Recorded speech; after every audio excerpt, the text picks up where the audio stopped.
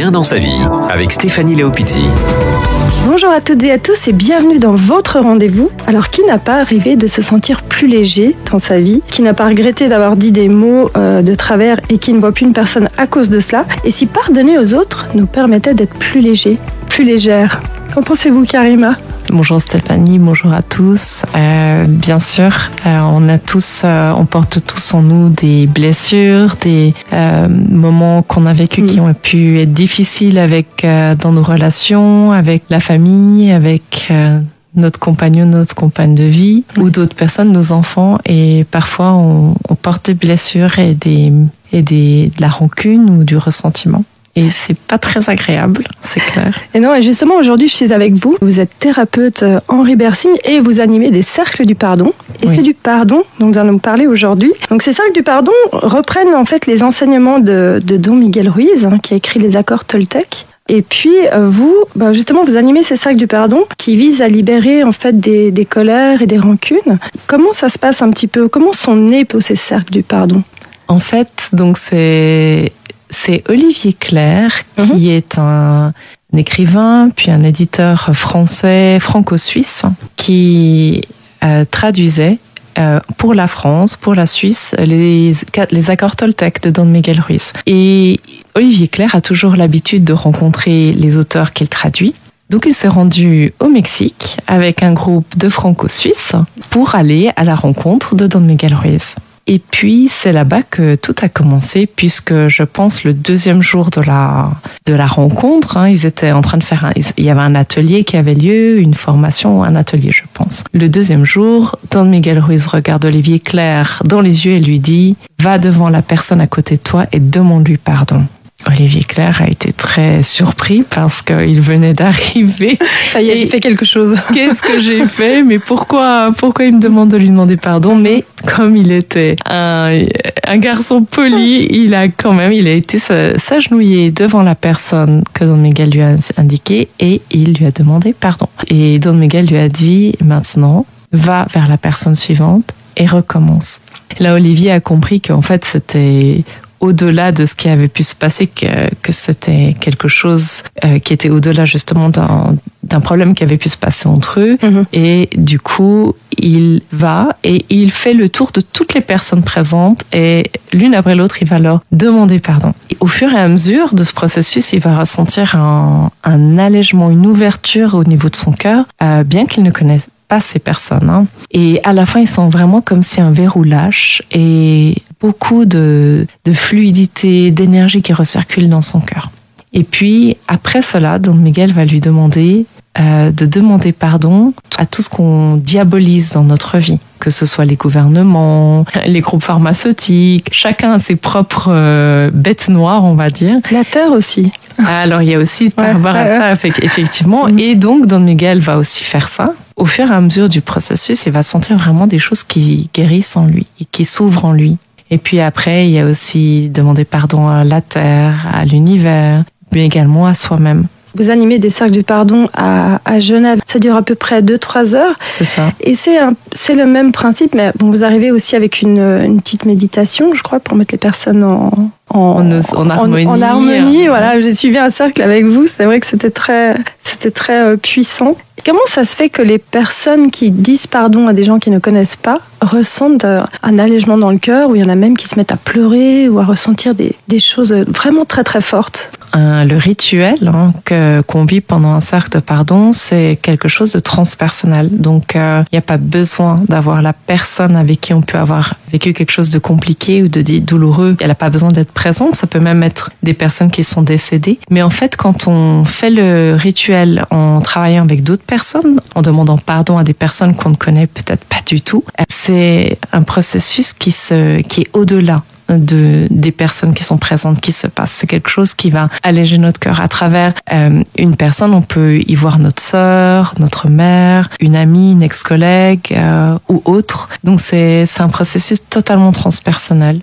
Et c'est ça qui est magnifique. Et l'autre chose que je lis, c'est qu'il n'y a pas du tout besoin d'ouvrir son cœur. C'est-à-dire, on n'est pas là pour partager ce qu'on a pu vivre et l'expliquer. Non, pas du tout. Un rituel, c'est très neutre. C'est quelque chose qui se vit qui s'expérimente et qui nous laisse avec des étoiles dans les yeux. Au début, si je me rappelle bien, du premier rituel, puisqu'il y a plusieurs rituels, on écoute le cœur d'une personne qu'on ne connaît pas. Est-ce que tu m'autorises à écouter ton cœur ? Et ça, c'est magnifique. On a l'habitude de se faire la bise, de se serrer la main, mais d'écouter le cœur de la personne, c'est vraiment c'est quelque chose de très fort et de très personnel en même temps. On a l'impression que ça crée tout de suite un lien. Ouais, c'est vrai. On se parle d'âme à âme. Ben là, carrément de cœur à cœur. De cœur à cœur et d'âme à âme. Et puis d'âme à âme, après, c'est un rituel en fait qui est en plusieurs temps. Il y a plusieurs exercices qui permettent de connecter avec les personnes présentes d'une façon très belle et très sincère. Et c'est ça qui est joli, c'est qu'il n'y a pas besoin de parler, il n'y a pas besoin d'utiliser les codes habituel du quotidien et très très vite en fait on entre en contact avec l'autre d'une manière très authentique et extrêmement simple. C'est merveilleux, c'est une vraie rencontre. C'est le mot. J'ai assisté à 2 cercles du pardon, dont un avec vous, et c'est vrai qu'il y a une dame, à un moment donné, je la regarde dans les yeux, parce que je la regarde comme ça profondément avant de lui dire je te demande pardon, et j'avais l'impression waouh, d'avoir une vague de tristesse qui arrivait en moi, comme si je demandais pardon à quelqu'un de ma famille. En l'occurrence, c'est vrai que ça m'a parlé dans un membre de ma famille. Et c'est ça qui est aussi magnifique, parce que si on se libère, si on demande pardon, on se pardonne en fait à soi-même ou au mal, entre guillemets, qu'on aurait pu créer chez une personne en lui disant des choses pas très agréables. En fait, le pardon, il a une connotation... pour beaucoup de personnes, c'est une connotation assez religieuse qui est parfois pas très agréable, parce que on nous a souvent demandé déjà petit, demande pardon à la dame, oui. Alors que parfois on n'était pas du tout d'accord, mais on nous a imposé le pardon. Et dans tout ce qui est en lien avec la religion, le pardon, c'est vraiment comme si on nous l'accorde si on a fait amende honorable. Il y a tout ce genre de croyances qui sont attachées au pardon. Donc parfois le pardon, on y va avec réticence. Alors que le pardon tel que Don Miguel Ruiz et Olivier Clerc le proposent est très très différent. C'est quelque chose qui vient vraiment nous libérer de tout plein de poids qu'on porte inconsciemment. Parce que des choses qu'on a pu vivre même tout petit, mais si on ne les a pas vraiment guéries, pardonner, on en porte encore la trace et on continue à vivre notre vie avec cette blessure, et du coup on continue à agir d'une manière biaisée par rapport aux relations, aux situations qu'on va croiser dans notre vie, et du coup ça nous alourdit et on garde une tristesse au fond de nous, voilà, toutes ces choses-là. Et donc c'est vraiment quand on va faire un cercle de pardon, c'est à nous qu'on fait un cadeau. Je prends un gros exemple. Quelqu'un m'a agressé dans la rue, je suis très fâchée contre cette personne, jamais je voudrais lui pardonner. C'est pas parce que je vais pardonner pour me libérer que je vais accepter ce que la personne a fait. C'est ça la différence. C'est tout à fait juste. En fait, le but du cercle, ce sera, comme tu le dis, en priorité de me libérer moi-même. Parce que en fait, si je ne pardonne pas, c'est moi qui garde cette blessure en moi. Et cette blessure, elle va m'affecter, que j'en sois consciente ou pas. Elle va me peser. C'est vraiment comme du poison qui reste dans mon corps, dans mon système, et qui va petit à petit me faire du mal à moi. Donc, pardonner à l'autre, pour certaines personnes, ils le voient comme quelque chose presque d'impossible, parce qu'ils ont l'impression que du coup, ils libèrent l'autre et qu'ils le laissent s'en sortir, entre guillemets, sans que cette personne soit punie pour ce qu'elle a fait. Or là, l'idée, c'est vraiment de se rappeler que on n'est pas là, quelque part, pour punir les autres. La vie s'occupe de chacun et de chacune. Par contre, nous, on est là pour prendre soin de notre cœur. Or, chaque fois qu'on garde la mémoire ou le souvenir de blessures ou de rancune parce que des personnes nous ont fait du mal, eh bien, c'est nous qui souffrons en priorité. Mais oui. Complètement, et c'est très très lourd. Et ça, le fait de faire plusieurs cercles du pardon et de libérer de plus en plus de choses, ça va changer nos relations en fait avec les gens complètement, que ce soit nos amis, notre famille ou notre compagnon par exemple. Oui, absolument. Et ça va commencer par changer notre rapport à nous-mêmes, puisque quelque part, quand quelqu'un nous a blessés, c'est parce que il y a une blessure en nous déjà à la base, et cette personne va venir parce qu'elle a fait activer quelque chose qui est déjà présent. Donc, prendre conscience qu'il y a une blessure, en prendre soin, ça c'est aussi un des magnifiques effets que le cercle va avoir sur nous, parce qu'on va pouvoir adresser nos blessures émotionnelles, en prendre soin, les guérir. Et du coup, eh bien, la prochaine fois que quelqu'un nous agresse dans la rue, mais on va se rendre compte que ça lui appartient. Si une personne nous insulte, mais en fait, c'est elle qui a peut-être un problème, peut-être qui a eu une bagarre avec quelqu'un, qui a été viré ou qui a eu une mauvaise nouvelle et puis qui déverse sa colère contre la première personne qu'elle croise. Ça va plus nous toucher. Ça va plus nous toucher. C'est vraiment très fort. Et combien faudrait faire de cercles, j'ai envie de dire, si on se dit, voilà, j'ai vécu ça, j'ai vécu un traumatisme, je sais que j'en veux à mon père, ou je sais que j'en veux à un ami, ou qu'on n'arrive pas à se libérer. C'est très variable, mais ce que je pourrais dire, c'est que chacun va ressentir ce dont il a besoin. De faire un cercle, c'est mieux que de n'en faire aucun. Parce que c'est déjà une immense ouverture et une prise de conscience qu'on peut vraiment changer notre manière d'être et de voir les autres et de se voir soi-même. Donc c'est déjà énorme. Et puis si on a envie d'en faire d'autres, c'est merveilleux. Olivier Clerc dit que le pardon, c'est comme de prendre une douche chaque soir. On se douche tous les jours, mais de prendre quelques instants avec soi-même et de se pardonner et de pardonner chaque soir aux personnes avec qui on peut avoir eu des difficultés, ce serait un immense cadeau qu'on se fera soi-même. Après...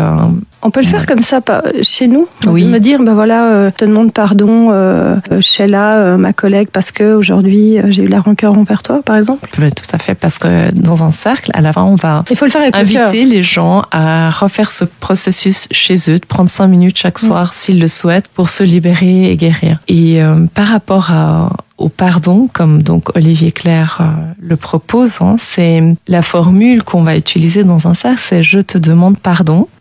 Sous-entendu de t'avoir utilisé pour fermer mon cœur. Oui. Parce qu'en fait, l'idée dans un cercle, c'est justement de reprendre notre pouvoir par rapport à notre cœur. Bien souvent, on va utiliser ce que les autres font ou disent pour fermer notre cœur. Et c'est à cause de toi que je vais plus faire ceci ou cela. Exactement. Parce que t'es pas content quand j'y vais. Exactement. On se victimise en fait et on utilise les autres pour fermer notre cœur.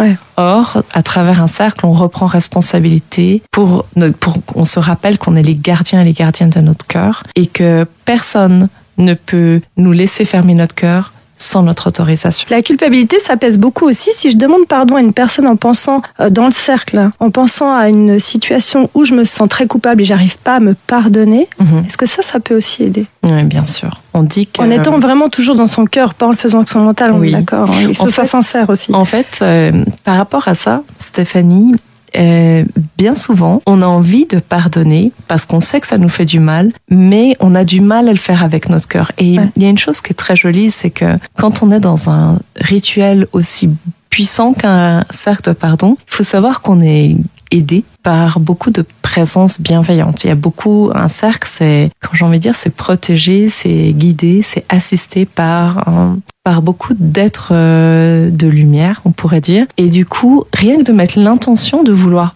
pardonner, se pardonner ou pardonner, le travail se fait. Il se fait même si on a l'impression que pour nous, ça va être très difficile de pardonner une personne parce qu'il y a des gens qui ont pu vivre des choses extrêmement blessantes, extrêmement traumatisantes ou extrêmement douloureuses. Et là revient en fait la question, peut-on tout pardonner? La volonté de le faire avec l'intention. Je trouve qu'il y a énormément de choses qui se font. Des personnes ont réussi à pardonner des choses qui, pour la majorité des gens, sont impardonnables. Mais finalement, quand elle pardonne, c'est elle qu'elle libère. Je trouve vraiment magnifique, donc j'encourage vraiment les gens à venir voir, au moins tester une fois un cercle du pardon pour pouvoir se sentir déjà beaucoup plus léger. C'est un rituel qui rend heureux, c'est vraiment un cadeau qu'on s'offre et en plus la très belle nouvelle c'est que c'est très accessible puisque c'est 25 francs par personne. Oui. Et, en soirée. Pour une soirée.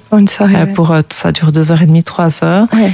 Et qu'on rencontre beaucoup de belles personnes dans ces rituels. Et en plus, on termine par partager ensemble un gâteau, ce qui fait toujours du bien au cœur et au corps. Tout à fait. Oui, et vous animez des cercles du pardon à Nyon et à Genève. C'est ça. On peut avoir toutes les infos sur le site internet www.cercle www.greentaraholisticenter.com. Il y a aussi la page des cercles de pardon sur laquelle il y a toutes les informations et vous pouvez trouver des cercles près de chez vous. Eh ben moi, je vous souhaite d'aller vous faire libérer en vous pardonnant, en vous offrant un beau cadeau du cœur. À très bientôt. Merci beaucoup, Stéphanie. Merci, Karima. Je rappelle quand même que vous êtes aussi thérapeute en rebirthing. Ce sera le sujet d'un prochain podcast. Et surtout, prenez bien soin de vous. Au revoir. Au revoir. Stéphanie Leopizzi, bien dans sa vie.